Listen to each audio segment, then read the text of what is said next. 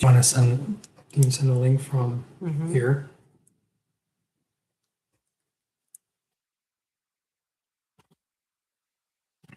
I think we're live with no video. So we will have to figure that out for next week. Sonya's going to send out a new link and hopefully everybody can get back on.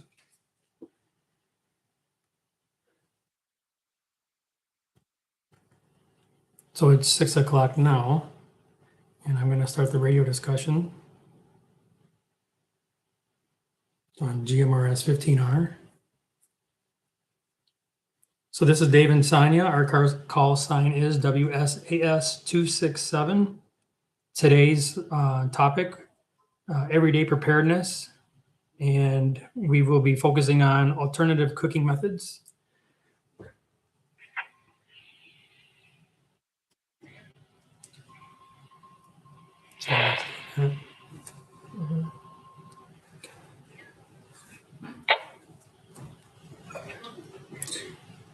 So let's see if anybody else is out there listening and they would like to participate.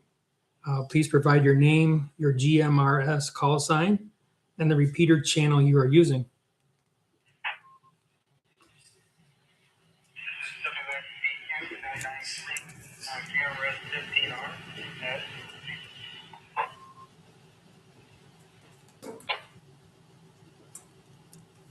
Hello, Ed. Let's see if there's anybody else.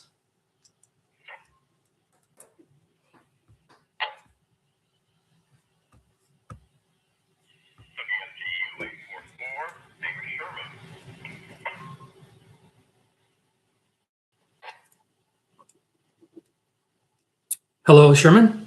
Let's see if anybody else wants to participate.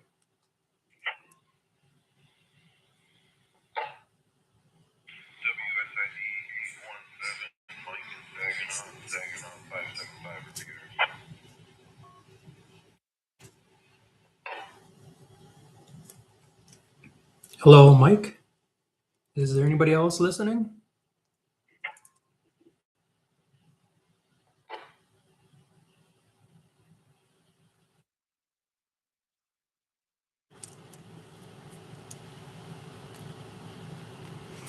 Okay, nothing heard. Just as a reminder for everyone, I will be trying to do this weekly, and the goal will be to start a YouTube live beforehand, so 15 minutes before 6 o'clock. And we will broadcast for those people who do not have a radio, so they could also participate. We will do this for about 30 minutes. And we will communicate from 6 to 6:30. And today, again, today's topics are alternative cooking methods. And my name is Dave, and my wife is also with us, Sonya. Our call signs are WSAS267. And I will start off the conversation with my first suggestion. And so if you're in your house and you had some issues with your home, your standard cooking, and you needed an alternative method, I'm going to break. I don't know if you can hear it on there. My first alternative method would be to use an outside grill. And on the grill, you could cook hot dogs, hamburgers. A lot of people know what they can cook on the grills. So Sonya, let's see if you have a suggestion for our first round. We're going to assume we have power. Whatever it is, if you hadn't. You're good. Okay, so I'm going to assume, hello everybody, Happy New Year, by the way. I'm going to assume that we have had a full-blown, let's say a power outage, and I need to cook dinner for my grandkids or, heat something up. If it was bitterly cold like this, I may go into our cargo trailer that is off-grid. I know that our batteries would hopefully be charged. I could use the air fryer in there. I could use the microwave. Something else that I might do if the weather's not too bad is I may start just a small fire in our little grill, like our fire pit area. I could throw a cast iron pot on there, warm up some soup, cook some hot dogs, that kind of stuff. All right. Who else has something that they would suggest? Who's next? Oh, Ed, you were first in the lineup. You want to give your first suggestion?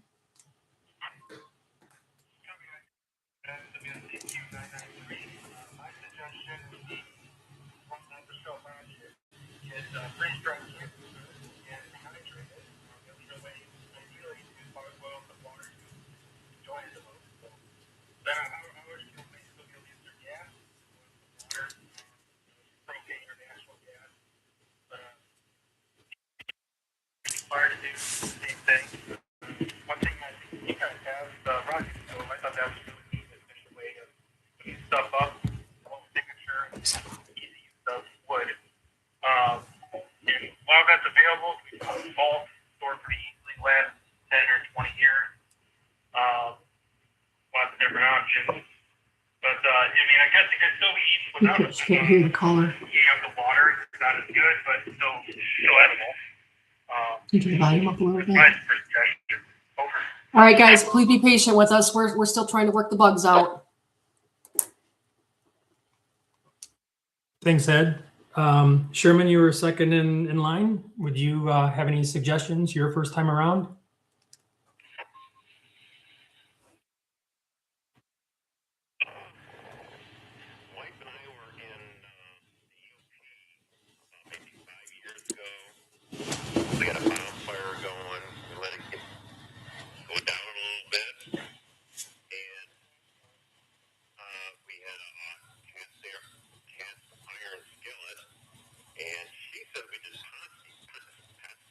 Pasties, yeah. I remember, I think we did steak. Mm. When they were cold, we rinsed with foil, put them on the cooler side, and let them go. Here's my wife, Kelly. We love the fire those. Hi, Kelly, and thanks, Sherman. Yeah, cast iron on the coals, and then even in the aluminum bags or aluminum foil, it actually works out really nice. Mike, you're the next in the lineup. Is there any suggestions that you might have? WSAS 267 in the group. This is WSID 817.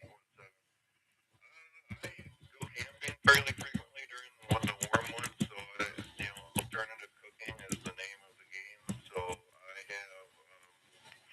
I've got a butane stove. Of course, I got a gas stove. So as long as the gas is still on, you can light it with a match, and then you can just cook normally on your regular stove. But I take out a butane stove, and if it's too cold for the butane, then I use a rocket stove. And I take a rake out there with me and just rake up some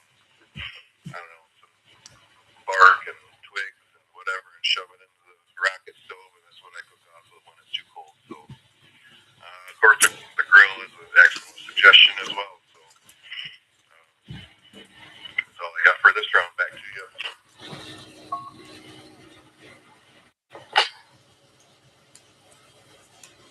Thanks, Mike. Those were good suggestions. This is Dave and Sonya with WSAS 267. And let's see if there's anybody else out there listening. So please provide your name, your GMRS Carl sign, the repeater channel you are using. And for the second round, if you have any suggestions, please go ahead and say those now.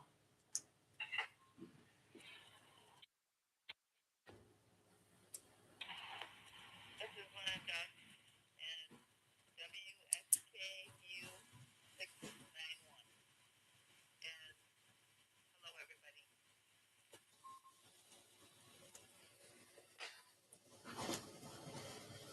Hello, Lynn. Do you have any suggestions?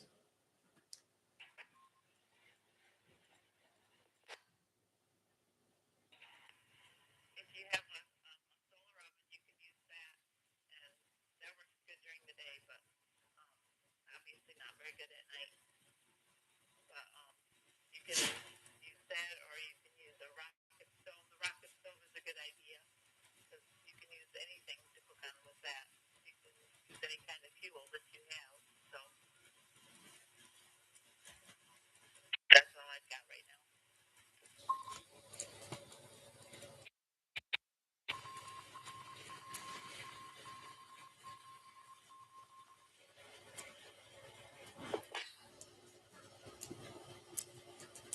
Thanks, Lynn, for those suggestions, Lynn and Doug.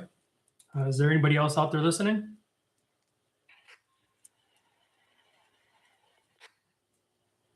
Could you hear if I made it? I don't know if that's on or not, or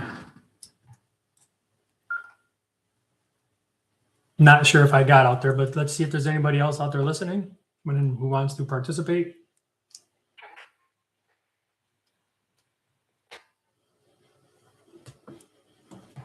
I'll go for a round.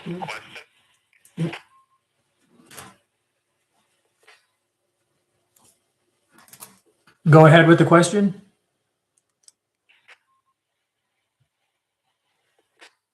Yeah, this is WFTU 844 Sherman. Sure. I've got a question on what a rocket stove is.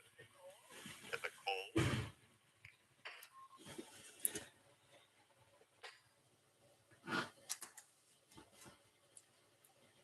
cold? So Sherman, this is Dave and Sonya, WSAS 267. That's a good question. So a rocket stove is a device. It can be fabricated out of steel. Generally, it's a tube that points directly upward. You would load fuel like sticks, twigs, wood chips, any kind of pellets, even leaves, paper from the bottom. And as you load it from the bottom, air can enter also through the bottom, sometimes through an additional port, a third port, and that causes the combustion of those materials to happen rapidly. So you can get a large fire off of sticks and twigs, and they shoot up the vertical chute, and you would put your pot right on top of the vertical chute. So there's been quite a few different ways.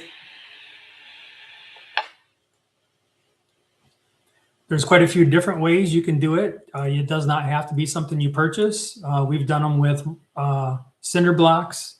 We've done them with tin cans. You put a hole in the side of a tin can, a number 10 size tin can, and you put a smaller soup can in the bottom, and you feed through the soup can.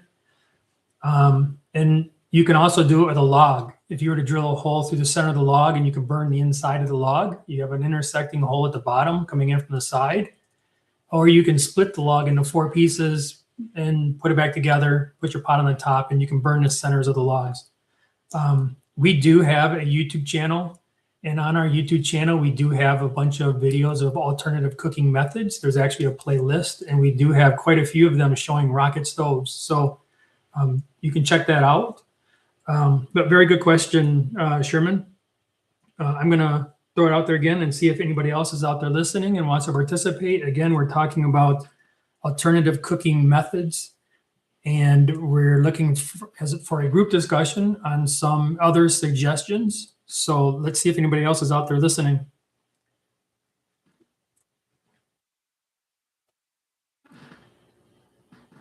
Go ahead and do some of the ones, hearing none, do some of the ones that we just saw on YouTube. You want to do my Yeah.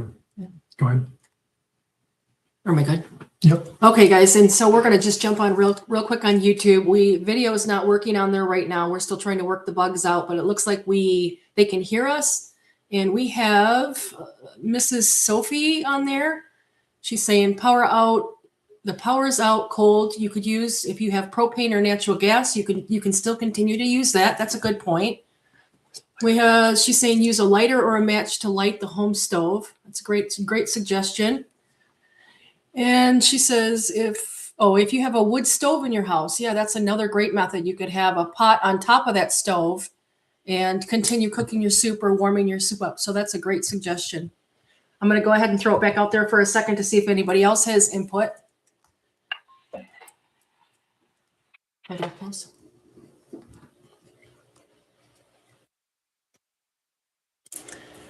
So number 10 wood logs purchased. I've got another few more if you want to. So we'll go around for the second round. I'm going to give one of my inputs, probably one of my favorites. And Sherman had also, I believe it was Sherman who had also mentioned that, but using cast iron over coals.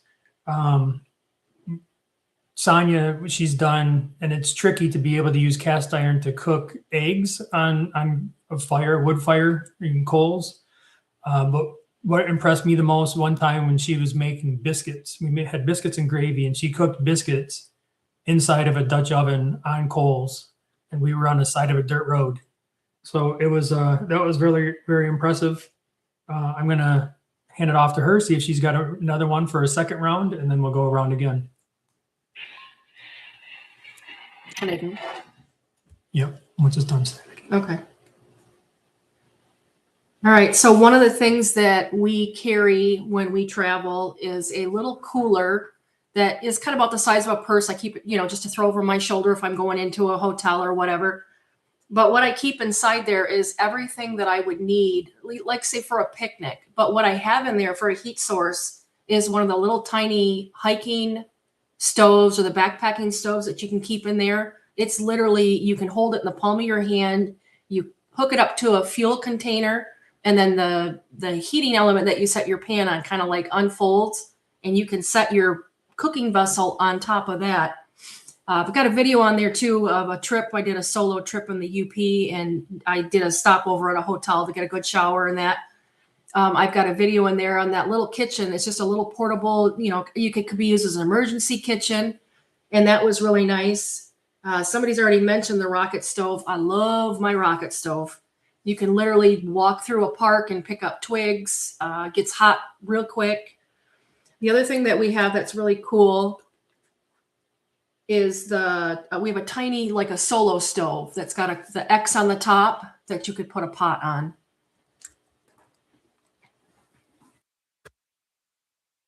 So good suggestion, Sonya.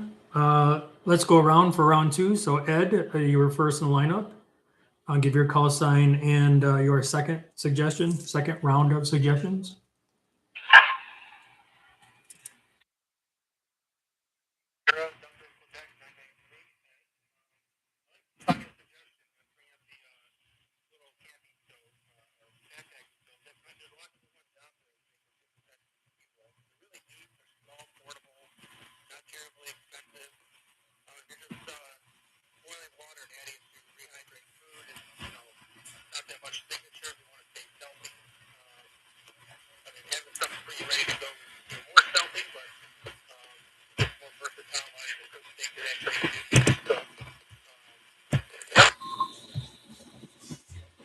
Or the radio just kicked them off. Mm-hmm. All right, thanks, Ed. I think the radio trumped you there at the very end, but I think we got all of it. Sherman, do you have a second round?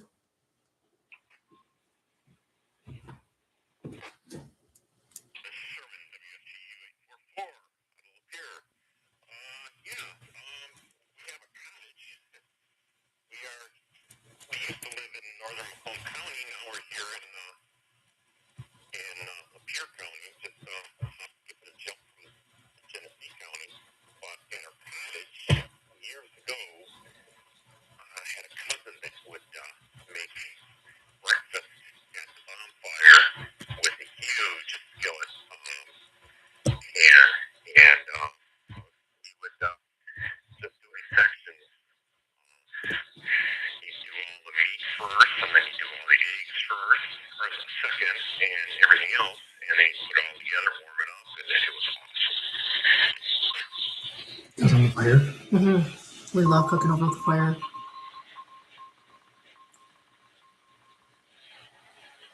But it's definitely a learning curve for sure.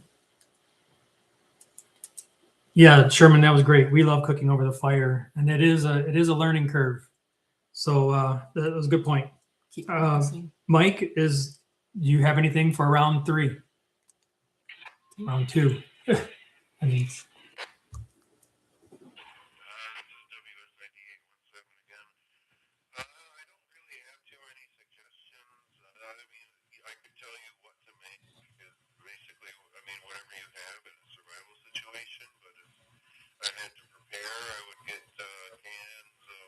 chili or dried food and frozen meatballs.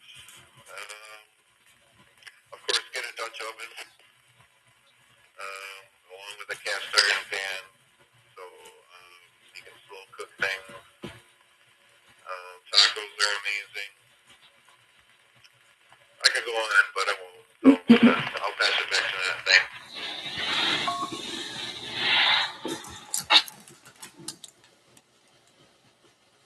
Thanks, Mike. Yes, having the food, everybody tends to get food. So that's why we wanted to have this session, was how to cook the food, because a lot of people probably aren't familiar. So Doug and Lynn, I said round 3 before, but we're still on round 2. Would you have anything else to add for round 2? I think we'd be done after this and just tell them that the. Doug and Lynn, WS 691. We have worked with my son-in-law. We used a alcohol stove. It's a small camping. Oh yeah. It That's a good one. basically is 2 cans. You put the alcohol in the outer can, and the inner can you put your the fluid you want to heat up or whatever, and light it up. And just for a short burn, like a minute or 2 minutes. You use like an ounce or ounce and a half of alcohol. And you use rubbing alcohol too, right? Yeah, that's really good. That's a good comment, Doug. And we've done that too. We use rubbing alcohol, just for those who are listening. It doesn't have to be anything fancy. The biggest difficult is if it's good, clean alcohol, you won't see the flame. So you have to be very careful that you don't dump it, especially if you're inside. So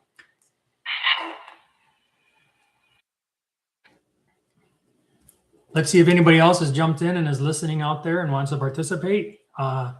If you're out there, provide your name, your GMRS call sign, repeater you're using, and your suggestion of an alternative cooking method.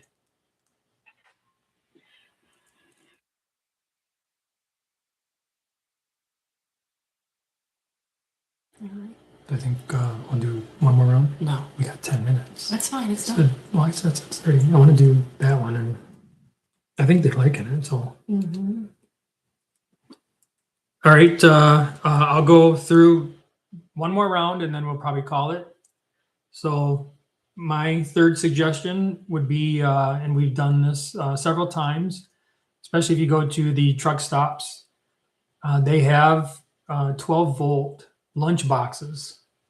And in that lunch box, it doesn't get very hot, but we actually got some, it was ribs, wasn't it?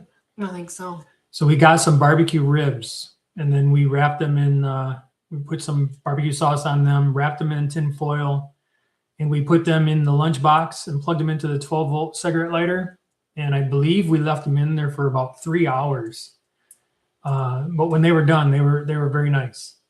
So it does take a lot longer to cook in the 12-volt lunchbox, but that is another possibility. So let's see if there's any other out there. Ed, if you'd like to attempt the third round, please go ahead.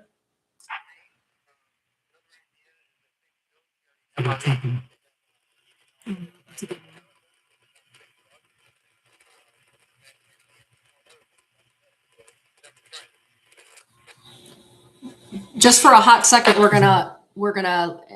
That was hard to hear. The last guy that was on, that's Ed, and he talked about getting the MREs that have the heating element or the heating packet that's on the inside, and you put those into your meal and it heats it up. So that's another really good idea. So Ed, I'm not sure. I talked about a 12-volt lunchbox, and then you started talking about MREs. So I'm not sure if we trumped each other, but the MRE was a good point. So you can get those where they actually have a heating mechanism inside the MRE that will allow you to warm up your food. Good point. Sherman, is there anything that you'd like to share for the last round?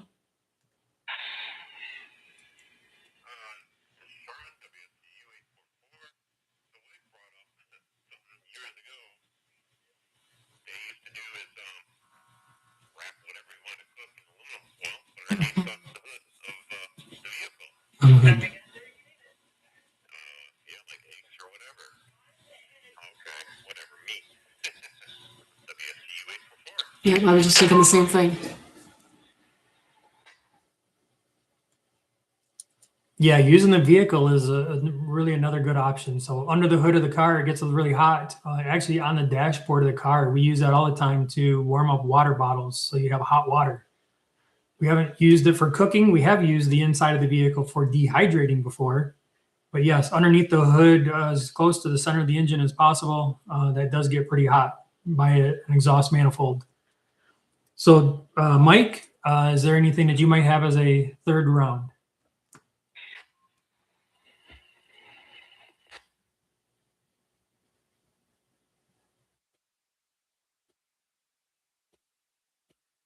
So that's one I've never heard before. Yeah. That was,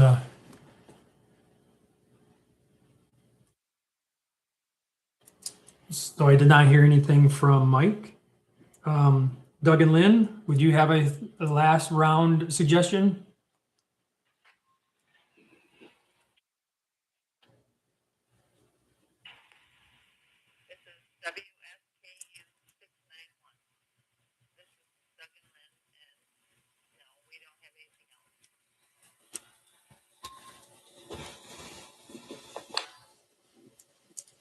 Thank you, Doug and Lynn. I do have another comment from Mrs. Slofy on YouTube, and she calls it, and this is something I am not aware of, but they call it Japan has a bento box at their train stations that heat up the meals with just a pull of a string in 5 minutes. So it's probably very similar to an MRE, but that is something I have not heard of, and I will have to look into that. So this will conclude the topic for this week. Look for next week. Next week, I'm going to break.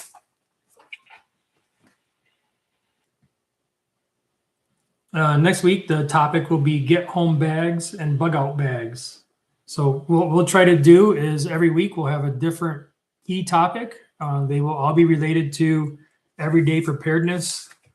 And everyday preparedness, it can be a proactive mindset and practical steps we take to handle whatever life throws at us with confidence and minimal disruptions. So that means practice. It means being ready for a range of common challenges, such as family emergencies that require quick medical responses or evacuations.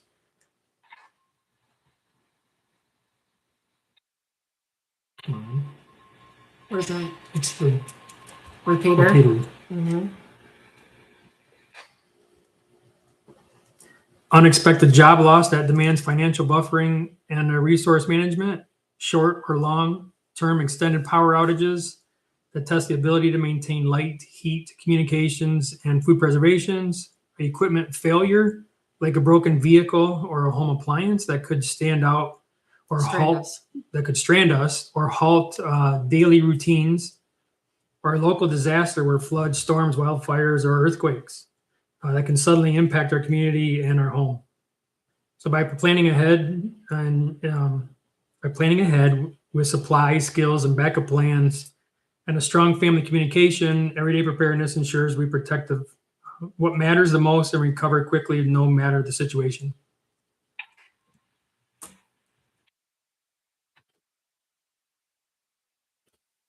So upon your finals, we'll return this net back to normal use. This is Dave and Sonya with WSAS 267, and we will be clear.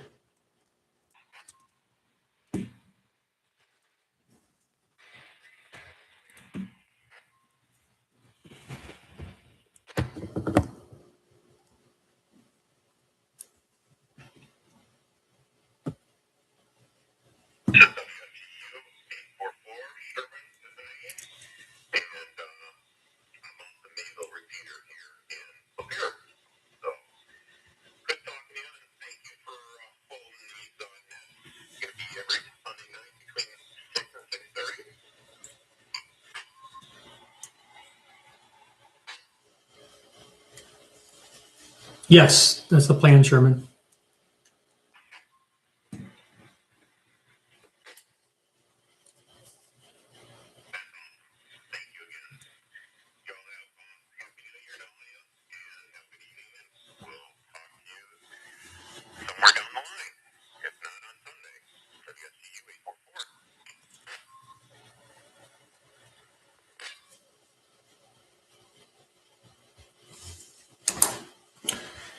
So for the rest of you that are on YouTube listening still, there might be one or two more people signing out.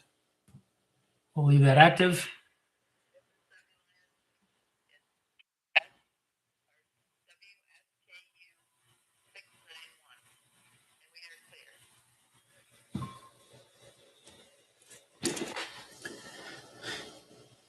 So there was a lot of suggestions on there. One of, like I said, in our everyday preparedness, the definition of what we call it,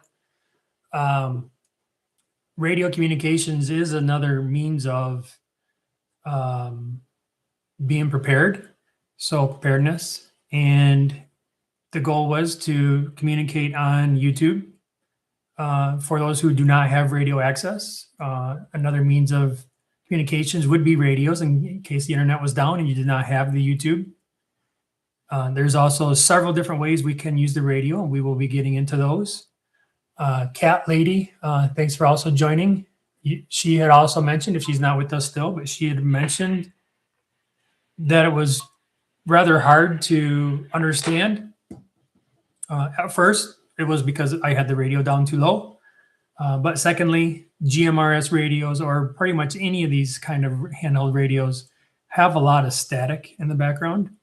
So it is something you have to get used to and to be able to understand it.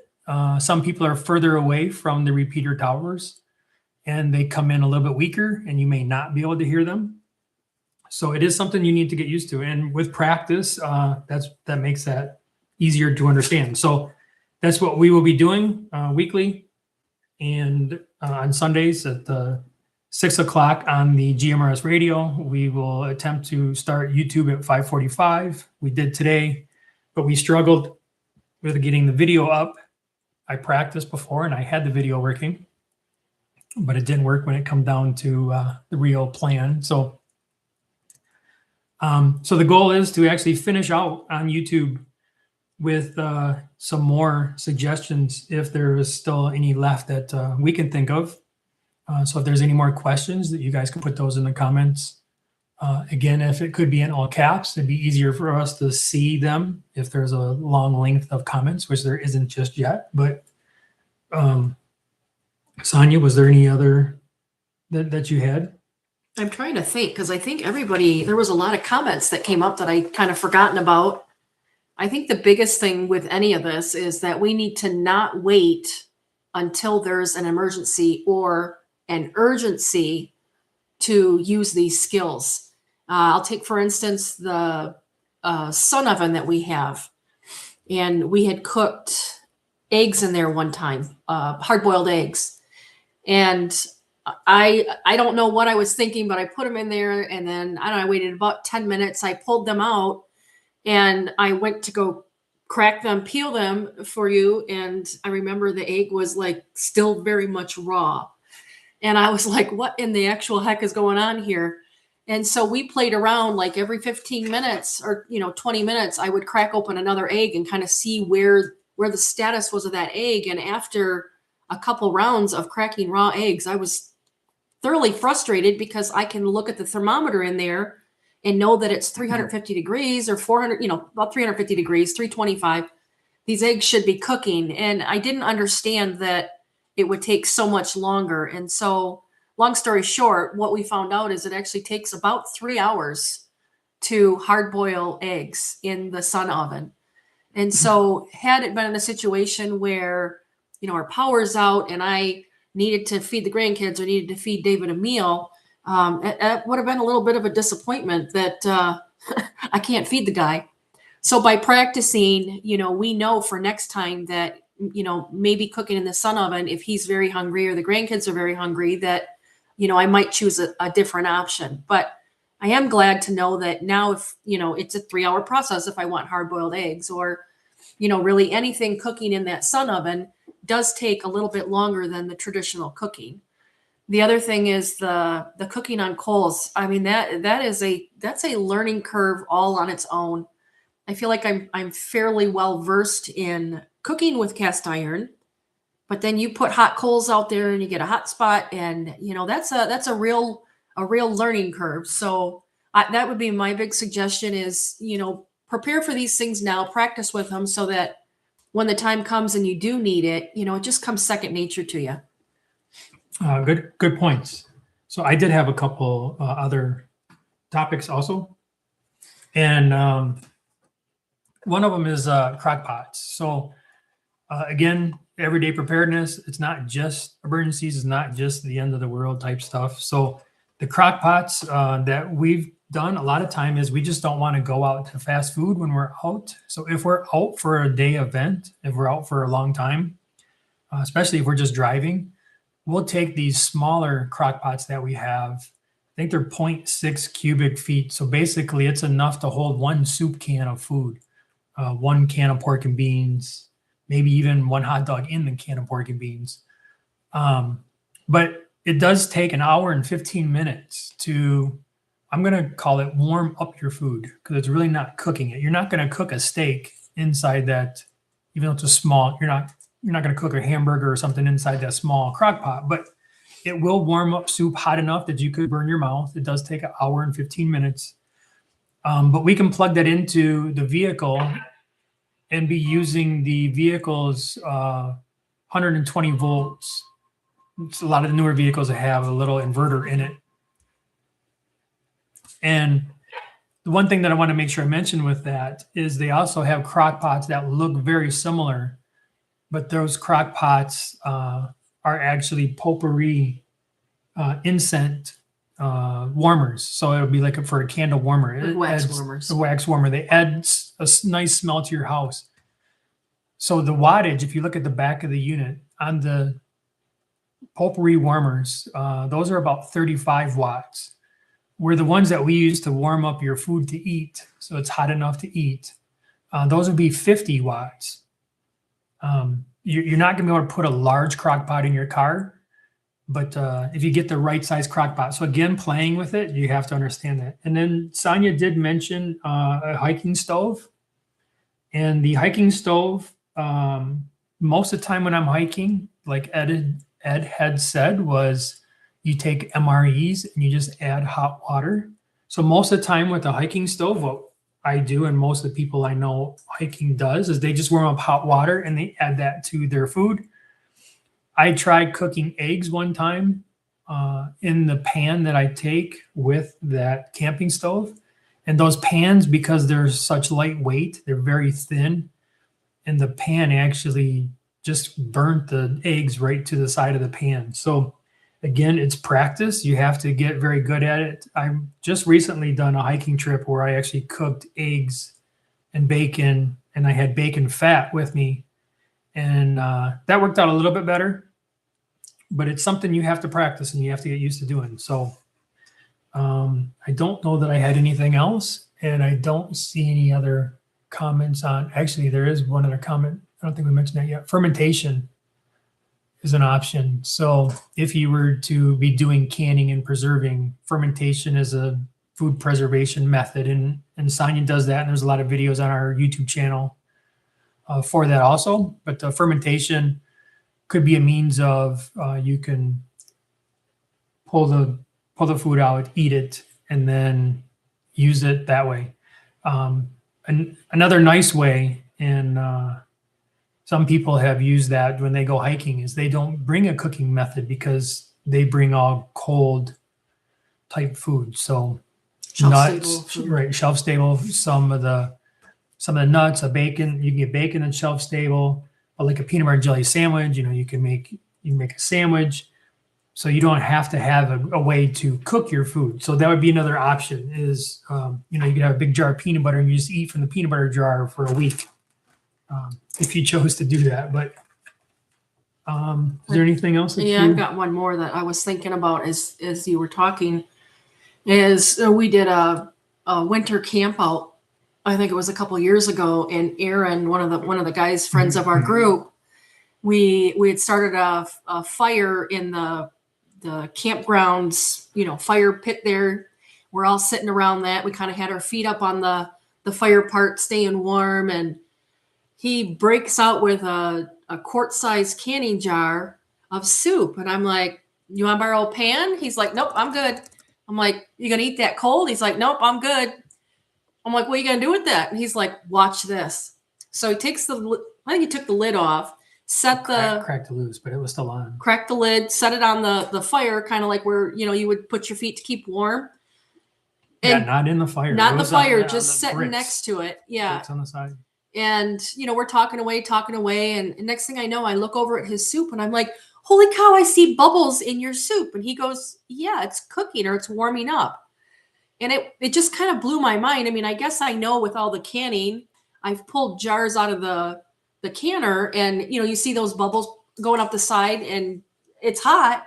I just never thought that would be a good way to, heat your food up. So now in the back of my mind, like when we're camping, all that kind of stuff, I always remember that because I was so impressed that he literally brought a jar of soup with him camping, set it there. He had no extra dishes, didn't have to worry about fuel, shared the grill with us or the fire pit with us. I just thought it was such a really good idea. So, that would be another option for anybody that cans or, even if you open up a can of soup that you've bought, you could dump that into a canning jar or, even a spaghetti jar that you've recycled. And if you're doing a fire outside or whatever, you could just set that next to that to warm that up. So that was another really cool method of heating up your food that we saw. So thanks, Sonya. Those are all good points. To close out the meeting, we talked about multiple ways of communication. So here on YouTube, we just saw how we could do YouTube. We have the radio. There's other channels we will be playing with on the radio. We also have a Telegram group where a lot of people are communicating similar-minded topics. And if you would like to be added to that group, I do have a phone number here. You can send me a text message, so it would include your phone number, your name, and we will send you a link, and then you can join our Telegram group.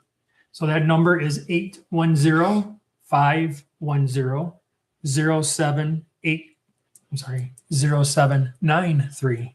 So I'll do it one more time. 810-510-0793. And then we also have our YouTube channel. So it's Dave and Sonya in Michigan. Our website, daveandsonyainmichigan.com. There's links. Which links? All the links are on the website or on YouTube too. Yep. So we have the links to a lot of the topics. If you look in the history of the window, the alternate cooking methods, the method that we use in there, there'll be links in the descriptions. So the links in the descriptions, we have links on our website so you can find the actual items that we were talking about. So I think that puts an end to this conversation. So thanks for joining, and hope everybody has a good week, and we will see you next week. Thank you. See y'all later. Bye.